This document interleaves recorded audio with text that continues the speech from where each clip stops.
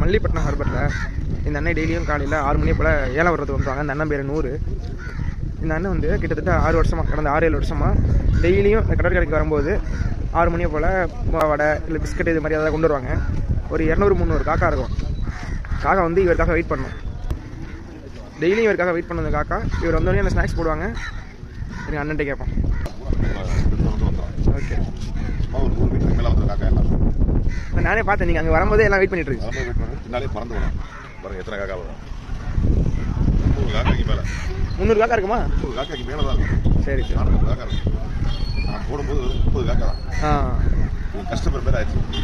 அதே நான் வந்து சாப்பிட்டு நான் வெளியூர் போனது கூட 800 ஆள்கிட்ட 50 ரூபாய்க்கு காசு கொடுத்து 2 நாள் 3 நாள் நான் குற்றாலம் போவேன். குற்றாலம் போய் வாங்கி கொடுத்துட்டு தான் போவேன். காசு கொடுத்துட்டு காலை வாங்கி ஏமாத்துறது காக்கா. ஓகே ஓகே, மறக்கக்கூடாதுல்ல. கண்டிப்பாக எனக்கு ஒரு இன்ட்ரெஸ்ட் ரொம்ப இன்ட்ரெஸ்டாக இருக்குது. ஹாப்பியாக இருக்குது. ஒரு போதை மாதிரி ஆயிடுச்சு உங்களுக்கு. அதாவது நல்லா செய்யணும் காக்கா.